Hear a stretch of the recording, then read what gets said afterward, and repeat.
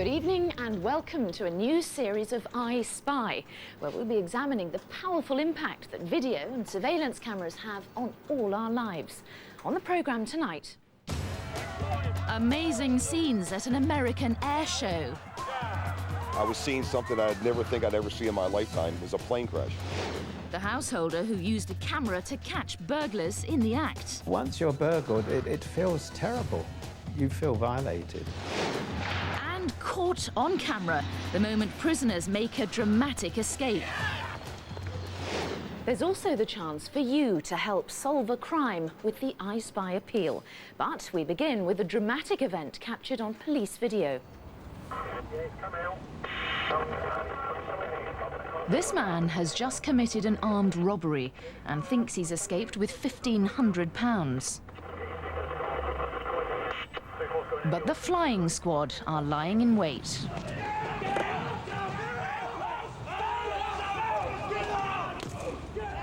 The story began a month earlier, in January 1997.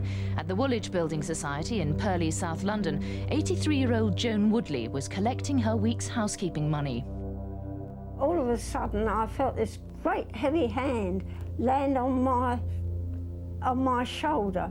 He had something in his other hand in a carrier bag pointing at her, which we had to assume was a gun. The man started shouting, "Money, money, give me the money, quick." We ran up to the counter and sort of with glaring eyes were sort of coming through at us through the bandit screens. But they shoveled out the money, opened the drawers and threw out the money as quick as they could, and he was grabbing it up. The man escaped with nearly £2,000.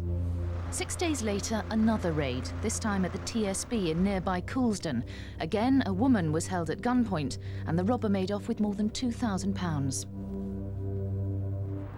The following week, branches of the Abbey National and Britannia Building Societies were hit. Photographs taken from surveillance cameras linked the same man to all 4 robberies. The pictures were circulated and suspicion fell on a well-known local criminal, Paul Taylor. We knew he was a violent man who'd been released from prison a few weeks previously and had previous convictions for robbery. We mounted a surveillance operation with a surveillance team backed up by armed flying squad officers. We watched him every day doing normal domestic things. We followed Taylor around for 10 days, and at no stage did we know where he was going to rob next. It's the 4th of February 1997 and police have followed Taylor to a South London building society. He's hired a minicab for his getaway, but armed officers are waiting. He's coming out, put something in his pocket, just doesn't know what's happened. 3-4 going in Yorkshire, he's running towards the vehicle.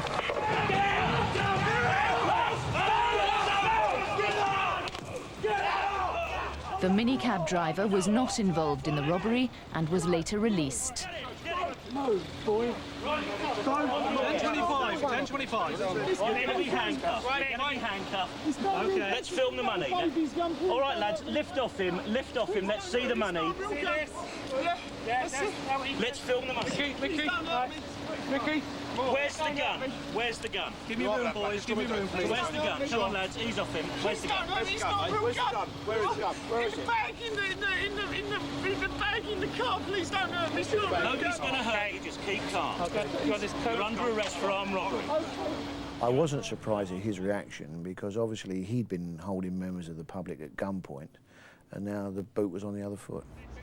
Taylor pleaded guilty to all 5 armed robberies and was sentenced to a total of 7 years in prison.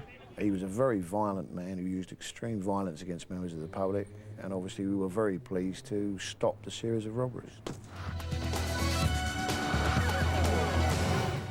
Surveillance cameras are now an everyday sight in shopping centres like this. But despite their presence, some thieves, it seems, will not be deterred.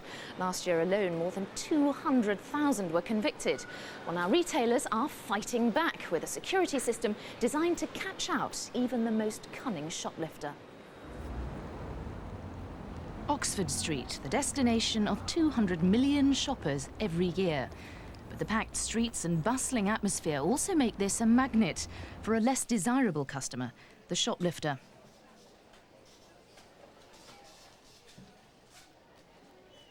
But crimes like these have been cut dramatically thanks to the very latest surveillance technology. We follow this gentleman here, can follow him all the way down Oxford Street. It means anyone on the street can be followed from camera to camera to camera. Prior to the system, we relied upon officers being able to go out into the street a mile and a half and trying to find in vast crowds, especially at the busy times, suspects for crimes. This often was impossible. Shoplifters know all about in-store surveillance systems, but they never seem to learn. These two stuffed clothes into a plastic bag in full view of the camera. This pair thought they'd got away with a smart new camcorder, but were being filmed by another. And this individual helped himself to an entire shelf of cosmetics.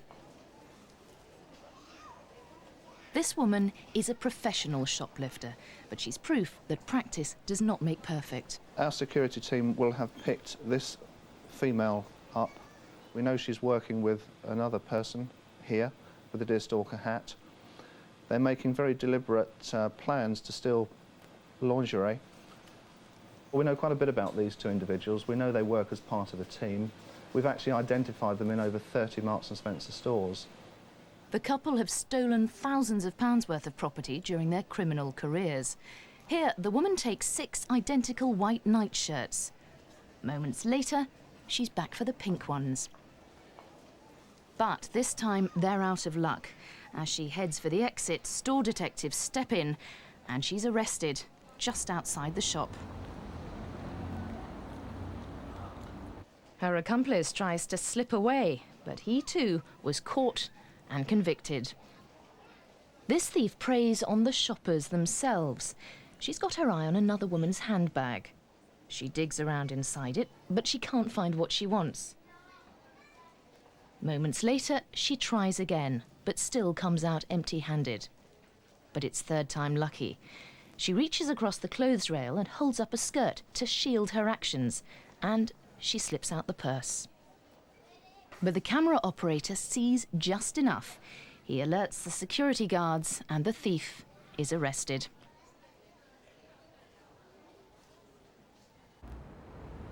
With the new surveillance system, there's no escape for the shoplifter, either inside or outside on the street. The control room is linked with every shop in Oxford Street, so if anyone's acting suspiciously, they can be put under surveillance. This man's been loitering around one shop for more than 20 minutes. The staff have already phoned the surveillance operator, and plainclothes police are standing by. He goes back into the shop and quickly emerges with a bundle of clothes. But there's no escape. Another thief caught by the cameras. There's over 1,000 less victims who have lost their purses, lost their handbags since the system became live. The whole system here is to make Oxford Street safe for them, not just to catch criminals. Time now for the I Spy appeal. The man in this London newsagent's looks like an ordinary customer. He goes up to the counter and he buys a packet of sweets. But when the till's opened, he threatens the shopkeeper with a screwdriver and forces him to hand over the money.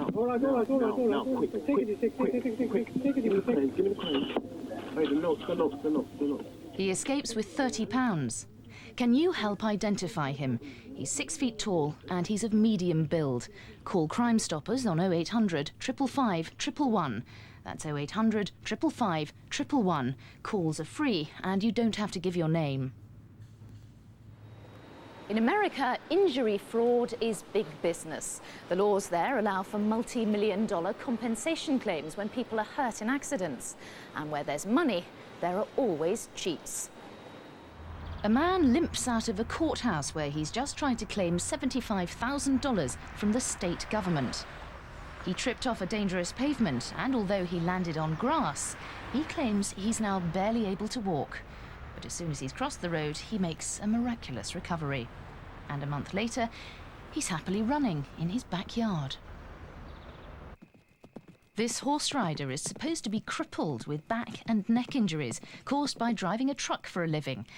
But even this nasty fall doesn't knock her out of her stride. But the most remarkable compensation claim is currently being fought in the American courts. Evan and Mitzi Anstadt are not just claiming for physical disability, but also for mental injury. And here you can see Mr. and Mrs. Anstadt leaving the doctor's office. And if you notice the stiff manner and the way he walks, he's not looking around at all. She's leading him by the hand. Mrs. Anstadt claims her husband was left brain damaged after a car crash. She's filed claims totaling $2.5 million, but investigators say it's a fraud. In May last year, they summoned Evan Anstadt for a filmed interview to try and prove he was lying. Do you know how much is 2 plus 2? I don't like whole number, okay? I know, but... Okay. Okay, but do you know? No. Do you know who the President of the United States is? Yes. Who? Oh, the old man. Oh, Bill man. Bill Clinton? Yes. Yes. Jim Hansen was assigned to follow Anstadt's every move and see if he was genuinely brain damaged. But here he appears to be as well as the next man, walking perfectly normally and managing to open his car door without his wife's help. He even conducts a 10-minute telephone conversation, a stark contrast to his behavior during the interview. During the medical examination, the doctor gave him a test to perform. He got 1 right out of 30 questions. The doctor states that even his patients that have severe Alzheimer's will score on the average of about 17, and he scored a 1. The doctor was surprised this guy could even get out of bed. The final piece of video evidence against the couple was filmed in December last year. As they leave jail, having been charged with 8 counts of fraud, Anstadt not only opens the car door himself, but he also manages to drive home. The pair still maintain that the injuries are genuine. The courts are yet to make a ruling. We'll take a break now, but when I Spy returns, the story of the security guard who burgled the shop he was meant to be protecting. And the moment the fighter plane crashes in a Baltimore suburb. Get back, Grandpa.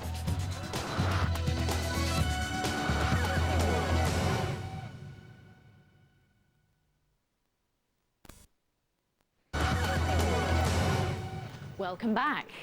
In Street Watch this week, we visit a city where government-funded CCTV has had such a remarkable impact that the people have dipped into their own pockets to buy yet more cameras.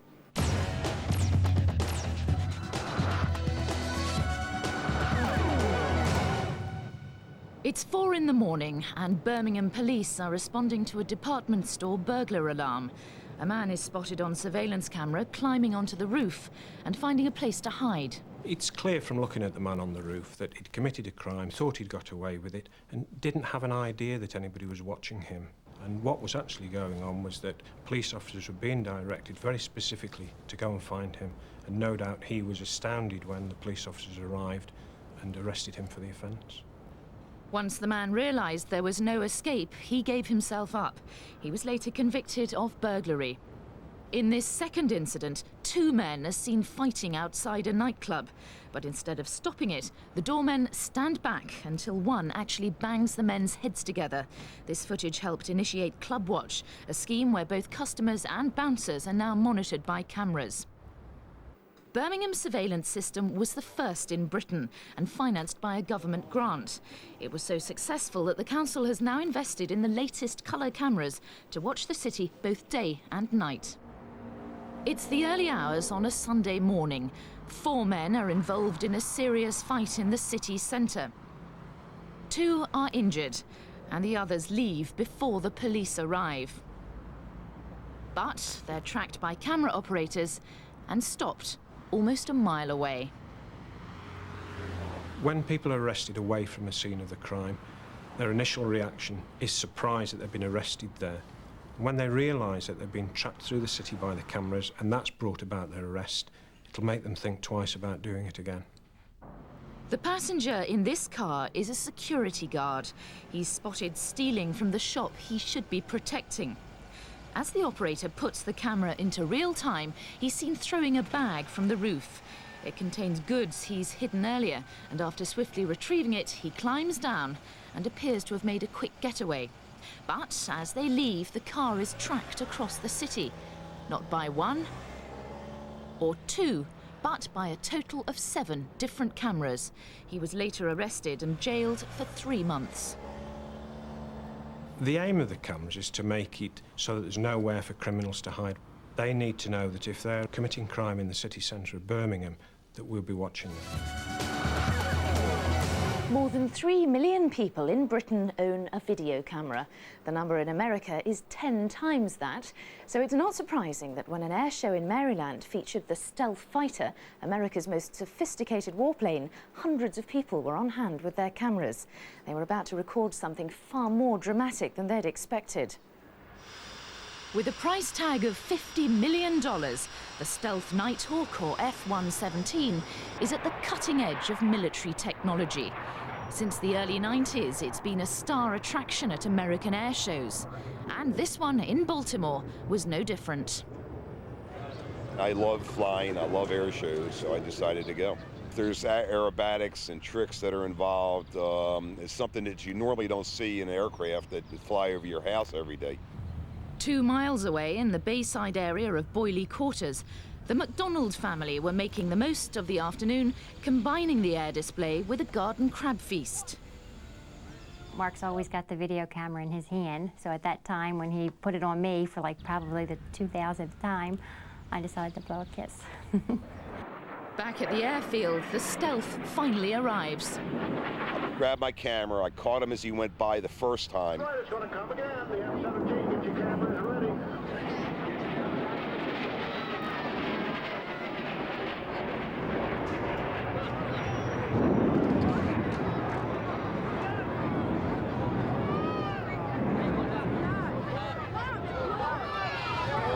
Stay where you are, folks. This is okay. Stay where you are. The pilot manages to eject. You can see him circled here.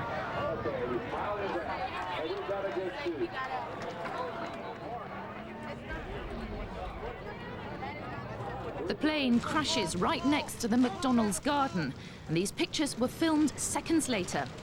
The pilot parachutes down and lands yards from the burning wreckage, where Mark McDonald catches him on film.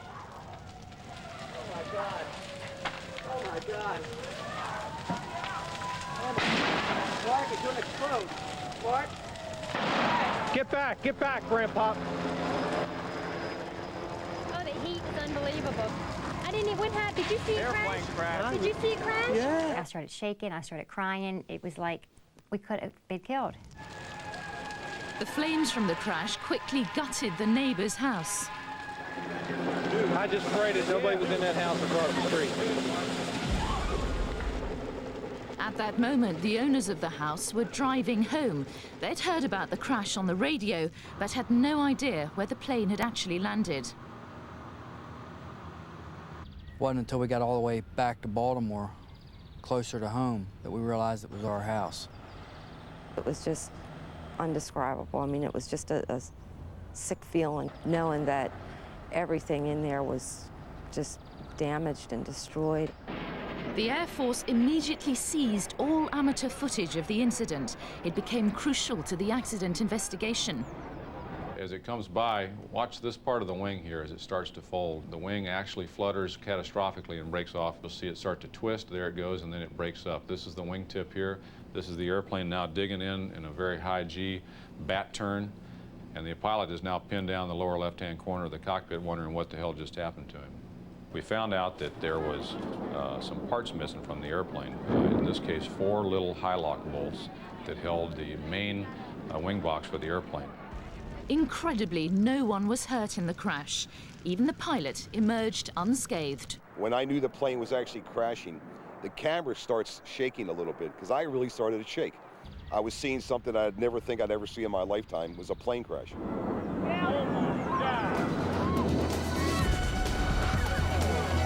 There are almost 1,500 burglaries in Britain each day. That's 1 every minute. And now a growing number of homeowners are protecting their property with video cameras. Retired hotelier Bill Ferrari installs CCTV in the communal hall leading to his London flat. We'd been broken into 3 times previously to this last burglary, and that's what made me decide to install a camera. Once you're burgled, it feels terrible. You feel violated. It's really a very, very uncomfortable feeling. 3 months after buying the camera, a break-in.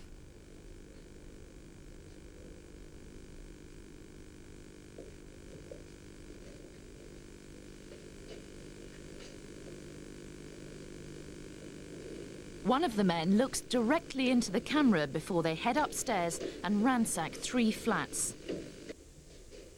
They return carrying bags stuffed with videos, CDs and clothes. How do I look? You look all right. No, I don't look all right, do I? Let me see, because I can't get this footage. When we called the police and I gave them the tape and showed it to them, they were excited. They'd never seen anything like it before. The video was later shown on a local television appeal. This man shaved his head in an attempt to change his appearance, but he was still recognised and later jailed for 3 years. His accomplice was sentenced to 18 months. Cameras are increasingly common inside people's homes, but Kathy Green set one up outside her house to catch a determined vandal. My garden had been vandalised for about 8 years. It just didn't seem to stop. You'd put new flowers or plants in, make the effort to make it look nice, and about 2 or 3 days afterwards you'd come out and find that someone had stolen them. It was only a couple of weeks before a culprit was caught on film. This woman stops and seems to be inspecting a new plant. Then she rips a whole geranium bush out by the roots. Kathy was shocked to discover the secret vandal was actually a neighbour she'd known for 10 years. I couldn't believe that anybody would have the audacity to walk with me, with my dogs, talk to me, be friendly with me, but at the same time steal my plants and still look me in the face as if nothing had happened. As we've seen on I Spy tonight, amateur cameramen sometimes capture the most amazing events on video, but occasionally the professionals are also taken by surprise. This TV crew thought they were attending a demonstration outside a Swedish prison, but it turns out to be a carefully planned escape. A bulldozer smashes through the wall, and 13 prisoners make a run for it.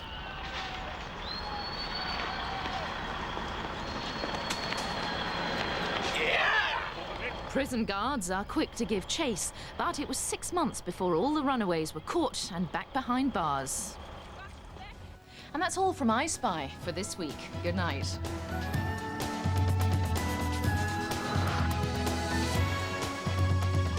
I Spy returns next Tuesday at 10.